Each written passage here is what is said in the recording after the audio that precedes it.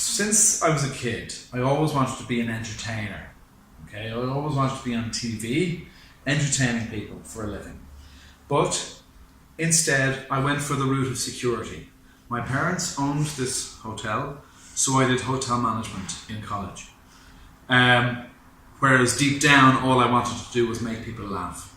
Okay, so I started working here, and then in the past 3 to 4 years, my dream of being an entertainer found me.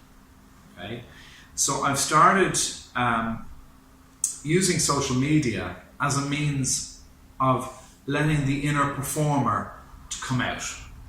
Okay, and at the same time making our business a worldwide, well-known entity, where people travel from Australia, from America, from Canada, from the Middle East, China, to visit. It's like a shrine. It's a shrine of entertainment. When you come in, you see a warning sign telling people that we do not accept responsibility for hurt feelings.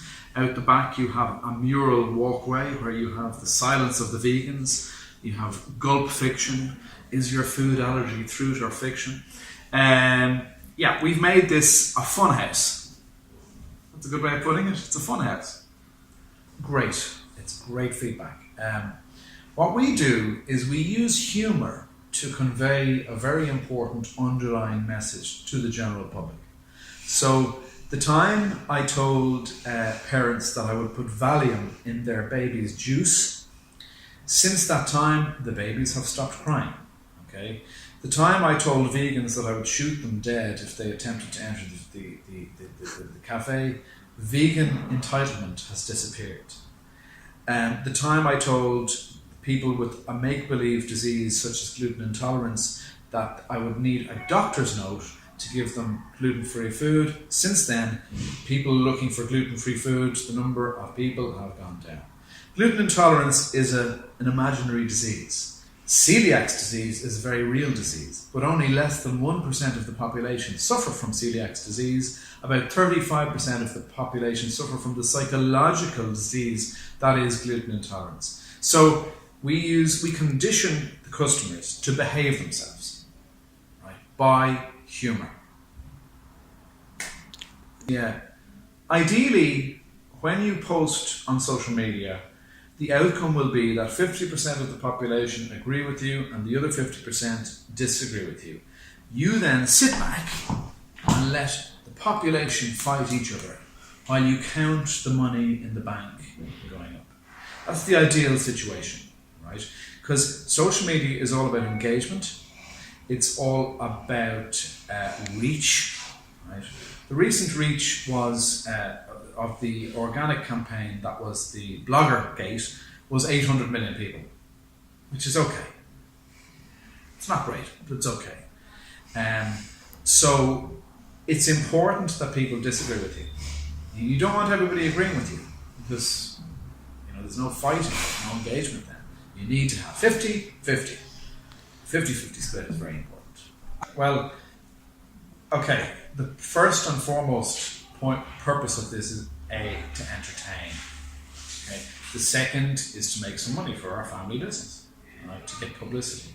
But it's not all about money. Life is not all about money. Life is about enjoying ourselves. We live once. All right. I don't believe life is about whinging and moaning and crying and being negative. Life is about being positive, laughing. Laughter is great. Laughter is everything. So the first reason I do this is to entertain. The second reason is to make money. It was never planned. I never plan anything. Nothing is planned.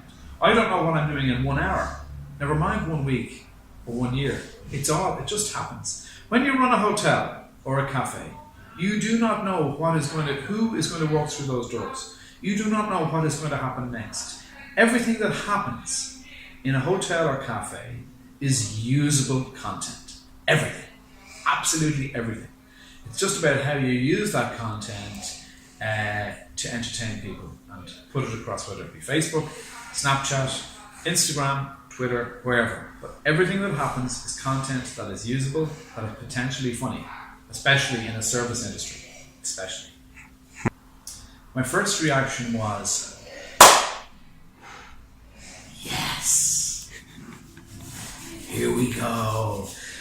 No, my first reaction was, okay, we'll get publicity from this. Very clearly. We'll get publicity from this. To be honest with you, I didn't care about somebody looking for free nights. I just knew this is going to cause a storm on social media. I do think it is a little bit cheeky to ask for anything for free. I would never do it myself. We have a significant following ourselves, but I would never, ever, ever ask for anything for free. I'll accept something. If you want to give me something for free, I'll take it. But I'll never, ever say, can I please have... I'll never beg. You know, if you're a good brand, you don't need to beg. The brands will come to you. They will offer you. But again, when I saw that email, I thought, one, there's entertainment value here, and two, we can make money from this. That's my thoughts. Her feelings are irrelevant because she is a businesswoman. For every YouTube view she gets in her videos, she makes money. She knows what she's doing. And in a way, I think it's pretty low to be using the cyberbullying card as a means of generating money on YouTube. When you have people who are genuinely cyberbullied and whose lives are made hell, and they don't have the ability to cash in on that. They don't have the ability to make money. And in a way, for her to use words like cyberbully and death threats and this, it's actually desensitizing people from... Cyberbullying is a real issue. I was bullied in school. I hate bullies. And for her to be so flippantly using the word cyberbullying to make money is wrong. So her feelings to me are irrelevant. 100% irrelevant. They're blind to the fact that she is using words like cyberbully, words like death threats to make money. Yet people have to remember this. You don't feel sorry for somebody who's using words like that to make money. You can't. That's what she's doing. She's making money. And everybody forgets that at the end of the day. I've received death threats. Real ones. Not fake Twitter profile death threats. Do you see me making videos saying, I received a death threat to make money? No, because it's not cool. It's not what you do. You know? So for anybody who feels sorry for her, I'd like to just give you a quick smack in the face and say, wake up. Also, this is a girl who puts herself out there in the public eye. She is a YouTuber. She's in the public realm. She inhabits the realm of public life. If the heat is getting too hot in the kitchen, get the hell out. If you feel you're being cyberbullied on the phone, put the phone down. There's a way of getting out of it. Don't put yourself in public life if you're going to cry all of a sudden when people start calling you out. It's not the place for you.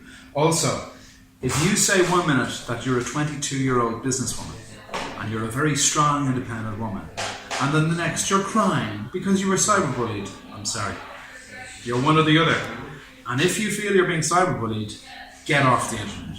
It's no place for you. No. Fake news. This is a way of getting our name out there. Okay? So the invoice wasn't real, the blogger ban wasn't real. None of this is real. It's just a way of getting our name out further. But it's not true.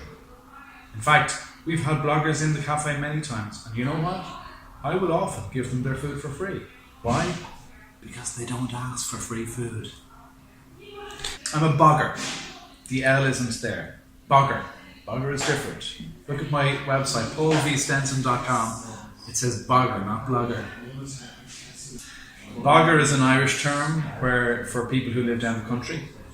You work on the bogs. So I just call myself a bogger. But also bogger is, the word bog is another word for the toilet.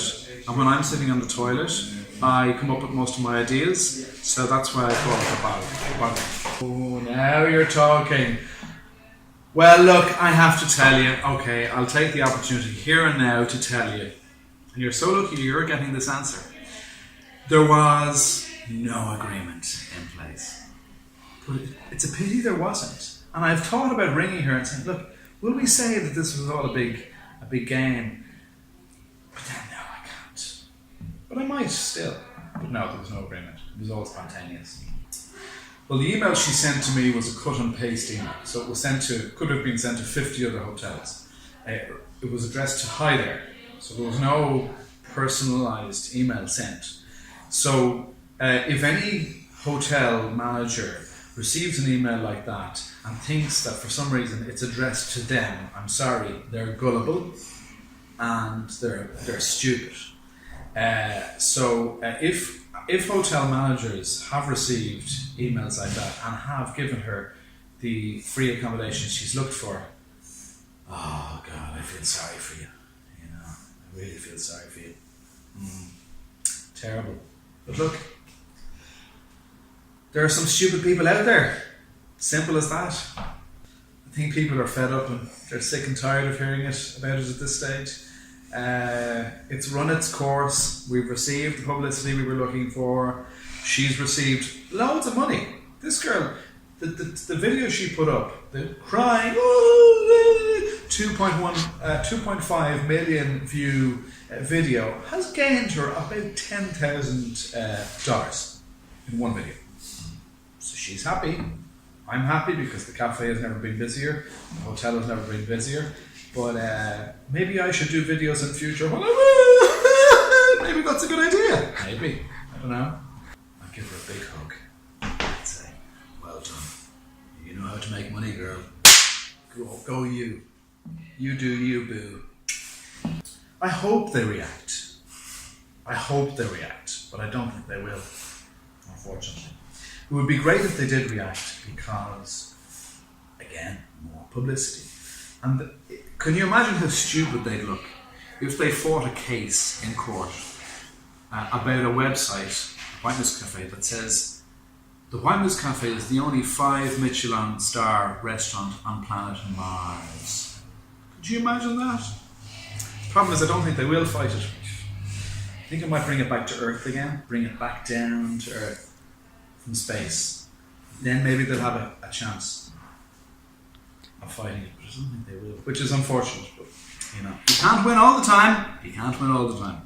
Sorry, I'm very scared. Legal action. Jesus. Oh no, don't do that. Life is about living. Life is about enjoying yourself. Legal action, will you feck off? Jesus Christ. Like, each person on this planet is a tiny grain of sand in comparison to the massive universe that exists. Do you want to spend your life writing legal letters to a satirical cafe in Dublin? Or do you want to enjoy your life? Come on. Do you realise how insignificant Michelin is on this planet? Do you?